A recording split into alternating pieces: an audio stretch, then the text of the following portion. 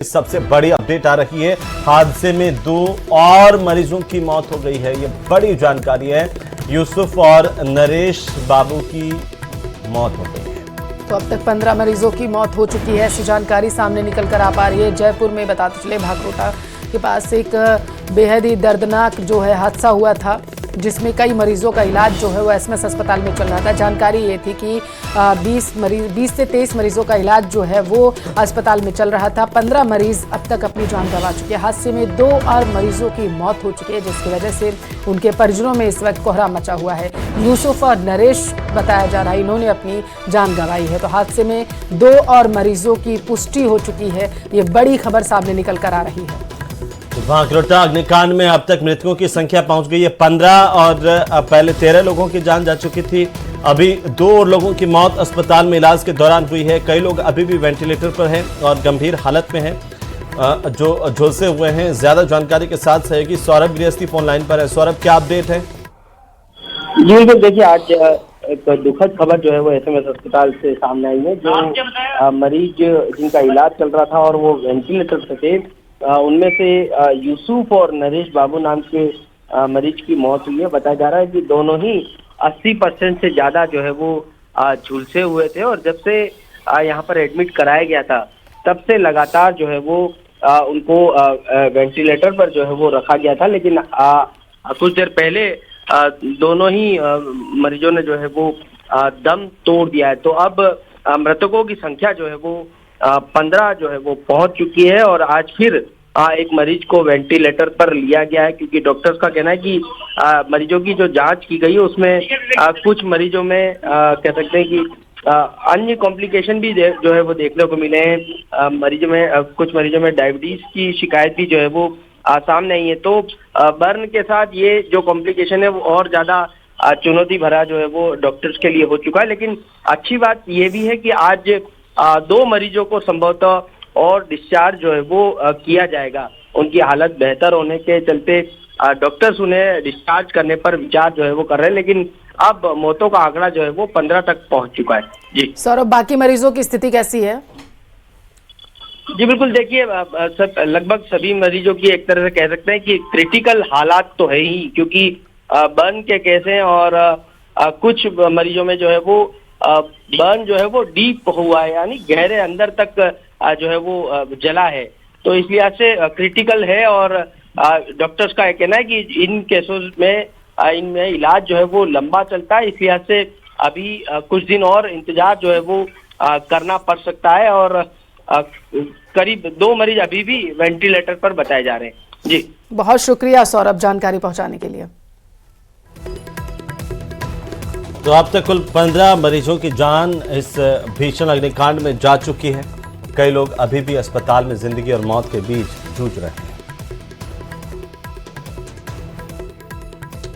उदयपुर के दूधतलाई के पास जलबुर्ज इलाके में एक बार फिर से लेपर्ड की दस्तक जो है वो देखने को मिली है। सीसरमा की पहाड़ियों से होता हुआ ये जाता हुआ दिखाई दिया। तो वन विभाग के गोल्डन पार्क में ये गया है, इस तरह की जानकारी मिली। ये तस्वीर देखिए, लाल घेरे में पैंथर देखिए दीवार को कैसे फांदते हुए वहां से निकला है। लेपर्ड का वीडियो कार सवार पर्यटकों ने अपने मोबाइल से बनाया। वीडियो में लेपर्ड गोल्डन पार्क की दीवार के पास लगी जाली को फांद करके भागते दिखाया। तो वहीं स्थानीय लोगों में दहशत का माहौल है। ये लेपर्ड जो है अब इनका विचरण हो रहा है आबादी के इलाके में, वो चिंता का विषय बना हुआ है। कई लोग इससे घबराए हुए हैं, परेशान हैं। तो कुछ ऐसी तस्वीरें उदयपुर के भुताला के पाचावतों की भागल में से भी सामने आई है, जहां पर एक लेपर्ड का आतंक देखने को मिला है। लेपर्ड ने एक लड़की पर जानलेवा हमला किया। गनीमत रही कि इस युवती की मां के चीखने चिल्लाने से ये लेपर्ड यहां से भाग गया और युवक की जान बची। लेकिन लेपर्ड के हमले में गंभीर रूप से घायल है युवती, ऐसी जानकारी निकलकर सामने आ रही है। अस्पताल में भर्ती करा दिया गया है, जहां इलाज उसका किया जा रहा है। वहीं घटना के बाद ग्रामीणों में दहशत का माहौल है। आक्रोशित ग्रामीणों ने लेपर्ड को पकड़ने के लिए वन विभाग से पिंजरा लगाने की अपील की है, ताकि पिंजरा में ये लेपर्ड कैद हो सके।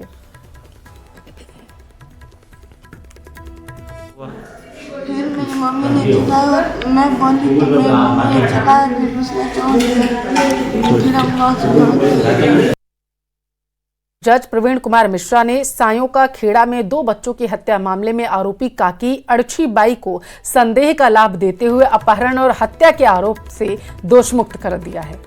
तो बचाव पक्ष के वकील हैं दीपक, उन्होंने जानकारी दी कि 2 सितंबर को 2021 को खमनौर थाने में 2 जुड़वा बच्चों की गुमशुदगी की रिपोर्ट पहले दर्ज हुई थी और 2 दिन बाद दोनों बच्चों की लाश गांव के कुएं में मिली। परिजनों ने छोटे भाई की पत्नी पर हत्या करने के और अपहरण करने के आरोप लगाए। अभियोजन पक्ष की तरफ से 44 मौखिक गवाह और 46 दस्तावेज कोर्ट में पेश किए गए। कोर्ट ने संदेह का लाभ देते हुए आरोपी काकी को दोषमुक्त किया है।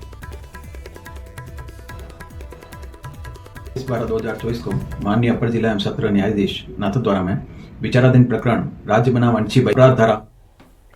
तो बीती रात को मेहंदीपुर बालाजी मोड़ पर एक कार पर कंटेनर पलटने के मामले को लेकर के परिजन अस्पताल में प्रदर्शन कर रहे हैं और तीनों मृतकों के शव सिकराय अस्पताल की मोर्चरी में रखे हुए हैं। वहीं परिजनों ने कहा कि सिकंदरा पुलिस ने कार सवारों को टॉर्चर किया। बीती रात ग्वालियर निवासी कंचन रावत, सुमितबाड़ी निवासी देवेंद्र परमार की मौत हो गई थी। मंगलवार को परिजन पहुंचे तो उन्होंने सिकंदरा थाने के एक एएसआई पर गंभीर आरोप लगाया और कहा कि नवंबर में उनकी कार से एक्सीडेंट हो गया था और इस मामले को रफा दफा करने के लिए एएसआई ने पैसे भी लिए थे। गाड़ी को छोड़ दिया गया, जिसके बाद उन्होंने गाड़ी को ठीक भी करवा लिया। लेकिन कुछ दिन पहले इस एएसआई का फिर से फोन आया और कहा कि आपके खिलाफ मुकदमा दर्ज हो गया है, कोर्ट में आकर राजीनामा करो और 1 लाख रुपए लाने के लिए बोला गया था। एएसआई ने एक बार तो ग्वालियर जाकर पीड़ितों को टॉर्चर भी किया और उसके बाद दौसा राजीनामा के लिए बुलाया गया। जब सोमवार को एएसआई के दबाव में दौसा आए तभी मेहंदीपुर बालाजी मोड़ पर एक कंटेनर उनकी कार पर पलट गया। परिजनों ने सिकंदरा थाने के एएसआई के खिलाफ कार्रवाई की मांग की। पे एक बार हमारी गाड़ी डिजायर गाड़ी थी, कंचन राजावत से एक्सीडेंट हुआ था, टायर फट गया था जिससे एक स्कूटी में एक्सीडेंट हो गया। तो इस ये नवंबर महीने की बात है। नवंबर महीने में एक्सीडेंट हुआ, उस समय गाड़ी हमारी टूट चुकी थी, डिजायर गाड़ी पूरी, और थाने में ले गए गाड़ी को और इन्होंने एसआई तेज सिंह चौधरी है, उन्होंने हमसे से 50,000 रुपए लेके। कहाँ कार्यरत है? क्या कहाँ कार्यरत है? ये सिकंदर थाना पड़ता है, सिकंदरा थाना। तो सिकंदरा थाने में ये अपना गाड़ी इन्होंने 50,000 रुपए लेके छोड़ दी, बोले आप ले जाओ ग्वालियर निकल जाओ। मैंने टूचिंग करके गाड़ी लेके गए ग्वालियर, मैं अपने गैरेज पे काम लगवाया वहां पे। तो पोखरण से खबर, जहां पर बिजली विभाग के ईएन ऑफिस के सामान को कोर्ट के आदेश पर कुर्क किया गया है। एडीजे कोर्ट पोखरण ने एक 8 साल के पुराने मामले को लेकर यह सामान कुर्क कर दिया है और इस मामले में पीड़ित पक्ष की पैरवी कर रहे वकील कोप सिंह ने जानकारी दी कि 12 अक्टूबर 2016 को फलसूंड के मानासर गांव का जसवंत सिंह लटकते तारों की चपेट में आने से घायल हो गया था।